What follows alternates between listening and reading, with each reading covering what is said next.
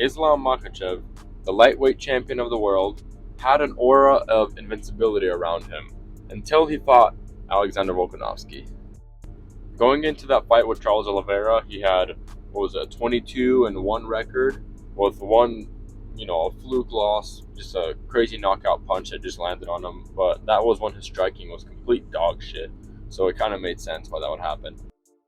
But other than that, he had pretty dominant victories all around. He had a couple close fights, like with Arman Tsarukyan. But otherwise, pretty dominant in every single fight. Clearly won if it came to a decision or he got a finish. So he had this aura, that Khabib aura, where everyone's like, no one's going to beat him. There's no chance anybody beats him. No lightweight. Some people are even saying that no welterweight can beat him, But once he fought Volk, all of a sudden that aura of invincibility is kind of gone. It's diminished a lot. And all of a sudden people start to see his little bit of holes he has in his game. A featherweight nearly beat him, and it's Volk. Makes sense. He's the pound for pound best fighter in the world, which, kind of makes sense why it was a really close fight. But to everybody, Islam was just supposed to dominate that fight. He was supposed to take him down easily and submit him. But Volk showed that, there's levels to this, and he's on that level. And all of a sudden, everybody starts to believe that Islam can lose, and I'm one of those guys now. Now, without further ado, here are 5 fighters who I think have the best chance of beating Islam in the lightweight division. Now, I know I just said 5, but it's actually 6. So, coming in at number 5, I just had these guys tied because they're the same shit. Arman Tsarukyan and Mateusz Gamrot, same fighter, same kind of boring style sometimes here and there, but otherwise they're wrestling, they're grappling. It's high level. I think it's on that Islam level, and Islam already beat Arman Tsarukyan back in the day, but Arman was 23 years old at the time. You think he didn't get better by now? I think he's a lot better by now, and obviously Islam is going to be a lot better too. But Islam was like that top dog back in the day when he just debuted. I think that was his debut in the UFC, and he had a close fight with Arman Tsarukyan, and ultimately Arman really lost just because he started to gas out at the end of the second round, and third round he was pretty gassed from just all the scrambles and the takedown defense he had to keep putting up and all the takedowns that he had to work so hard for. And that was a really close fight. But looking now, Arman has a great gas tank. His striking is not the best, but it's pretty alright. He has a pretty good, left body kick. But otherwise, him and Gamrot, same shit. Gamrot also very, very dominant wrestler. Can't really hold you down too good. But I think these two guys probably, they tie at number 5. I don't really think they would beat him if they fought, but I had to make a top 5 list. I can't make a top 3 list. Moving on. I think at number 4, now it's actually one person, I think Beneil. I don't think Beneil's really, really like that guy to beat him like everybody believed he was going to be before that Charles Oliveira fight. But I think Beneil still has a really good chance because nobody out-scrambles Beneil. There's nobody, I don't think Islam, I don't think Khabib, I don't think none of these guys can out-scramble Beneil, unless he's rocked. But if he's fully conscious, he's fully there, I don't think anybody beats him, in the scrambling at least. Beneil has some of the best takedown defense. Like, in that in the Mateusz Gamrot fight, like, he surprised me so hard on how good those takedown, his takedown defense was. Like, his striking is, I give his striking like a 5 out of 10. He just kind of swings a couple overhands, massive overhand right, and that's really all he hit. That's the only freaking punch he landed on Mateusz Gamrot in the whole fight, and everyone thought that his striking is better than Oliveira's. Bullshit. His striking is pretty shit in my opinion, but his takedown defense and his scrambles and the way he could just go for a leg lock whenever he's, in a losing position, I think Islam will probably fear a little bit of that takedown from Beneil. So I think it's going to end up being, a straight up striking battle. But I think that Islam's striking and his defense is a little too good for Beneil. So I still don't think Beneil really beats him, but I think it would actually be a very close fight. Because Beneil really showed up when it came to that Gamrot fight. He really showed off. But, it's just, the problem is his chin. His chin just is, it's too weak. I don't think he can outlast punches from Islam or really any of the top guys. The top guys hit a little too hard from him. And once he's rocked, once he gets clipped pretty bad, like, he just kind of loses it. And he takes too long to recover. And Islam is not the biggest pressure fighter out there, I've noticed, but he does still kind of, present his little aura. He's kind of in charge of the fight, and that's where Beneil tends to struggle. So I would give Beneil, like, if I were to put it in like odds, I would probably give Beneil like I'd give him a 35% chance. So if we're gonna do odds, if they were to fight, I would think that Islam could easily be a minus 250 favorite, and Beneil would be like a plus 200. That's how I think the odds should be if they're to fight. Now, next on the list is probably going to surprise some people, but I think Michael Chandler actually has a really good chance to beat Islam. And listen to me, I know it sounds crazy. Michael Chandler's freaking stupid when it comes to being in the big moment, but the thing is, for the first like 2 rounds, when he's not gassed out, man, he throws bombs. Like, those right overhands, they're fast, they're lightning quick. Oh man. And the thing is, he doesn't just swing and miss. Like, he always catches his opponents. Look at all of his fights. In the first round, at the very least, he rocks every single opponent. He rocked Justin Gaethje really bad. He dropped Oliveira. He rocked Dustin Poirier pretty bad. I mean, his first round against Tony Ferguson was kind of bad, but look, he knocked him out in the second round. So that's why I give him a pretty high chance, because the thing about the wrestling, I don't think Chandler's going to fear that, the takedown from Islam whatsoever. I mean, I don't even know what kind of collegiate wrestler he is, but he's not afraid of it. If he was not afraid of Charles Oliveira on his back, he's not going to fear Islam Makhachev. You know what I mean? So that's why I give him such a high chance. He's going to just go out there and just throw bombs, and he's going to land on Islam at least at some point. And how is it going to look after that? I don't think Islam has the absolute granite chin and all this stuff. Like, he's been rocked. He got rocked by Volk. He got dropped by Volk in the 5th round. Like, obviously he was tired and all this, but I just think that Chandler can hit that, big hitter quitter punch, and it could potentially knock Islam out or rock him really bad, drop him.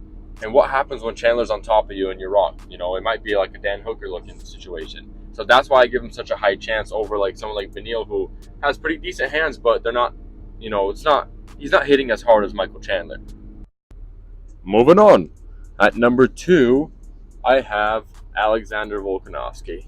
I think since he already fought Islam, he already knows exactly the game plan. He knows his strengths, he knows his weaknesses, and he even himself said that, he has things he needs to work on. He realized that right after the fight.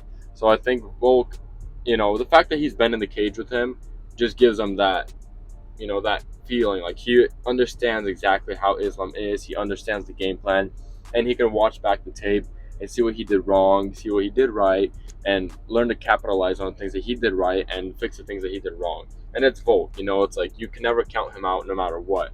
I think Volk always has, like, no matter what fight it's going to be, you can't count Volk out like he's going to get absolutely dominated or mocked or whatever, it's Volk. Like, do I really have to explain much about him? He clearly showed to have extremely good takedown defense. I think he even slightly took down Islam in their first fight. So if they have a rematch, obviously he's not going to fear the takedown anymore, since he knows that he can defend it every single time, and he can really let his hands go. Because in that first fight of theirs, it was pretty clear that Volk was still fearing that takedown, at least a little bit. That's why he was so open on the feet, to get a bunch of punches landed on him. And that also shows that how good Islam's hands have really gotten.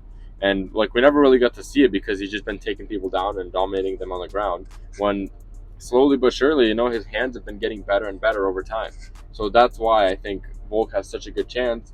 But Islam, he's right there. I think they're pretty even, but I think if they did have a rematch, I would probably favor Volk in the rematch. Now, moving on to number 1, it's pretty obvious at this point who I'm going to pick. I think Charles Oliveira has the best chance to beat Islam in the rematch. And the great thing is, we get to watch that because they're fighting at whatever the UFC pay-per-view number is in Abu Dhabi. So we're going to see that. And I think Oliveira, I don't want to sit here and make excuses for him, but he genuinely did look off in that first fight. And I'm not going to sit here and be like, oh, he's just a Charles Oliveira fan that is coping and all this stuff. But he genuinely did look off in that fight. He just couldn't get his groove going. And, I mean, he showed it against Beneil that he's clearly still that guy. He's that top guy. But But I think that Oliveira did need that humbling because he was all on his Illuminato crap that he basically said that he was like the next coming of Jesus at this point, like he had the highest ego. But I mean, it made sense. He was just knocking people out, submitting every single person. The only person he didn't finish in that whole and what is that 11 fight win streak was Tony Ferguson. But otherwise he's finishing all of his opponents, got 2 title defenses. Like obviously the ego and all that is going to be there.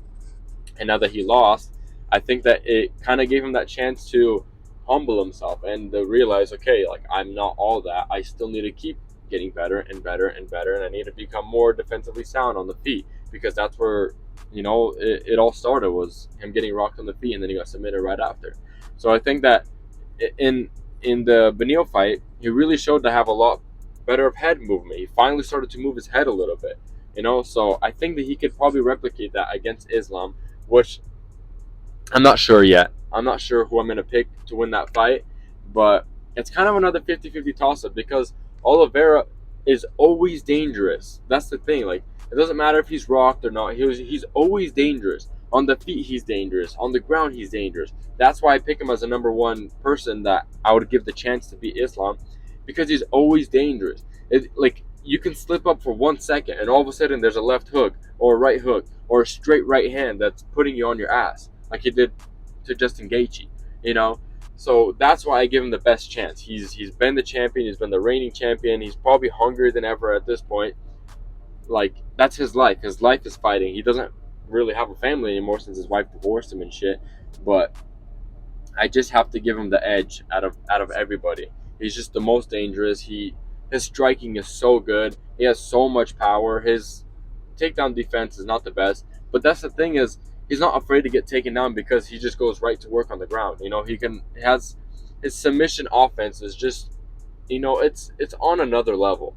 And that's why I think Islam really has to respect everything he does with Charles. He has to be perfect at all times.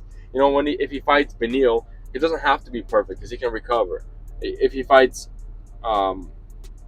Volk, he doesn't have to be perfect at all times, because Volk is not going to shoot on him. He's not going to do something like that to him. I think with Charles Oliveira, he has to be perfect at all times, and that's the problem. And the thing is, he could still be perfect, but Charles can just set up another, what was a left high kick or right high kick that he set up on Benil.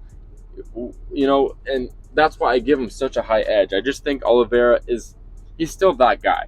And a lot of people are going to doubt him now, and obviously Islam is going to be a big favorite in the rematch, which makes sense. He dominated him in the first round, but I just think that Charles Oliveira can make the adjustments. He can make the changes to come back even better than last time. He can come back stronger and more defensively sound. I think that he really got his chin exposed in this fight, because he's been getting clipped in every single fight, but he just didn't care because he still came out as the victor. He still came out victorious out of them all. But this time he lost. So now he's going to understand, like, okay, I can't take such big risks. And he can't just be jumping around and trying to do flying high kicks when he's 5 feet away from Islam. Like, he's going to get caught clearly. So I think he's going to come out in the rematch a lot more defensively sound, and he's going to start picking his shots a lot better because, he's not stupid. He's not just... I understand he's kind of a 50-50 fighter, but he's been winning. He didn't just go on this huge win streak for no reason. He went on this huge win streak because he clearly is evolving better and better and better in every single fight. So that's where I give him the edge. So yeah, that's my top 5 list. Let me know what you guys think. You can call me all the names I want. You can call me all the names you want in the comment section below, but that's my picks. That's who I think, have the best chance to beat Islam. Yeah, until next time. Fuck you, MMA Vic.